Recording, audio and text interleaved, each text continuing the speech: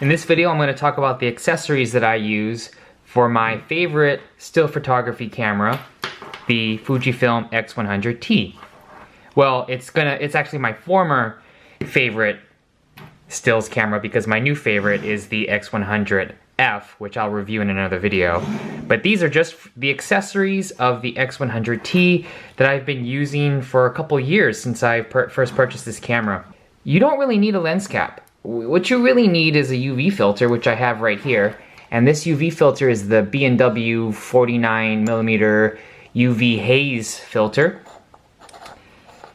And it protects the lens. That's all you need, is a protection of the lens. And it doesn't, it's a fairly decent filter. It's not the most expensive, but it's not the cheapest. So I'm not really worried about how much the filter degrades the photo quality. I haven't really noticed that for the photography that I do. And I think it's essential for just protecting the lens. And if I damage the lens, I can just swap out the filter. But this way, I have this camera ready to go at all times, pull it out, hit on, start snapping away, and I love it. The thing about this filter is that in order to screw it on to the lens already comes with a ring, and it's really made for their conversion lenses, their wide angle and telephoto conversion lenses. So if you want to screw in a third-party filter like this, you need to get another screw-on filter adapter that adapts from the outer thread ring to an inner thread ring and another inner thread ring. The inner thread rings are what you can use to screw on adapters. This one doesn't have an inner, it's an outer. So there are not a lot of UV filters that I know of that come on an outer ring. So you have this adapter, and I got this adapter. It's what is this? A JJCLH-JX100 adapter, and it comes in a set. What you get is two pieces like this, like so. It's a lens hood adapter set. I don't use the lens hood because I think it's too bulky and not necessary for things that I do. I just use this for the adapter piece that lets me screw on my UV filter, and then with the adapter and the UV filter, I screw it onto the top of the lens, and I leave it on like this wherever I go, and I never really worry about the lens protection. This is the official Fuji Mhg X100 grip. It's a bit expensive. It's about $130 US. And at first I was reluctant to invest in a grip like this because I didn't think I needed it, because the camera I felt was good by itself. But then once I attached this grip, I cannot use this camera without it. This adds so much joy in shooting. The joy and ease and really the confidence in shooting with this camera, because I think the Fujifilm, I love this camera body, but it really needed a thicker grip, and this attachment, which is solid metal, really adds to the usability, the look, and the durability of this camera. I think it also makes it more durable because the bottom is metal. You could bang it around and not worry about damaging the camera body. I think it looks really good, and with one screw, you tighten that. You still have your quarter 20 here to screw onto tripods, and there you go. Like, I really like this grip. I can't shoot without it anymore. The battery that comes with this camera is good, but you need extra batteries, and not only extra batteries, an extra charger. The charger that comes with the Fujifilm X100T is a plug-in AC cable. This cable, I like that it's really long, but man, does this take up too much space in my bag, and I can't really travel with this. This is something I will have in a studio or in my office and leave it plugged in, but I don't want to bring this around with me. So what I invested in, and what I think is the best camera chargers out there for any camera, any small compact camera, are these Watson.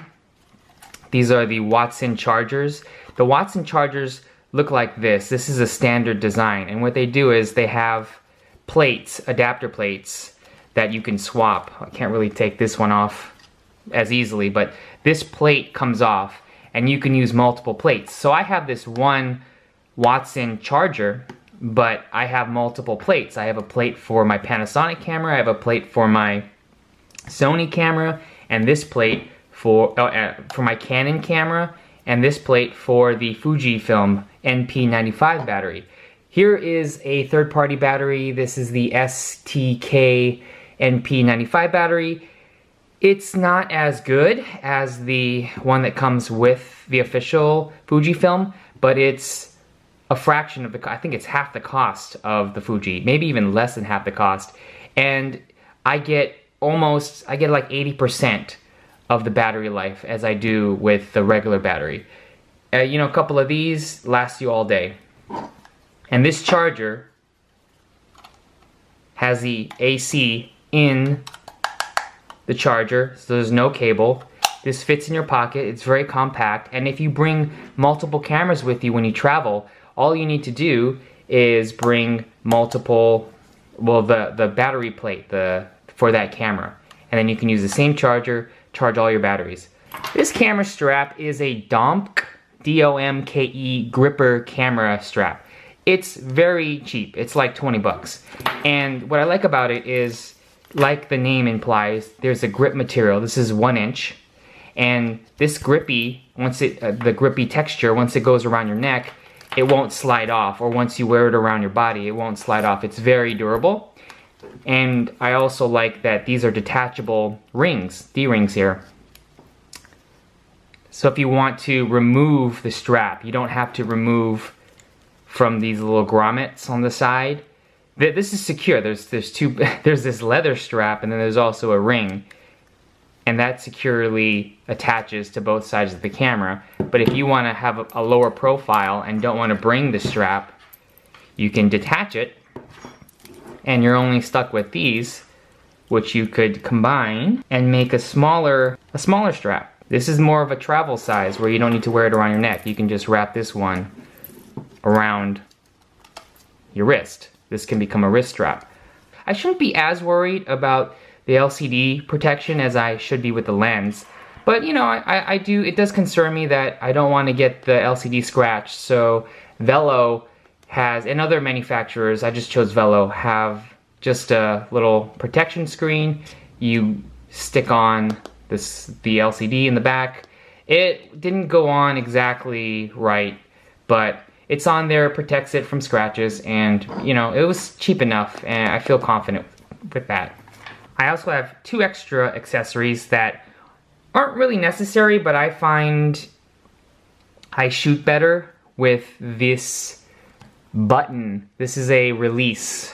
This specifically is the LensMate Anodized Red Bird Soft Release button. It's the shape of a bird, comes just like this, and you screw it into the shutter release of this camera, and it works with all other cameras. It doesn't just work with the Fujifilm. You can use it with a bunch of other cameras, and what this does is makes it easier to hit the shutter release. It's a minor thing. I don't really need it, but I find that it's fun, it makes the camera look cool, and it does make it slightly easier to pop some shots off.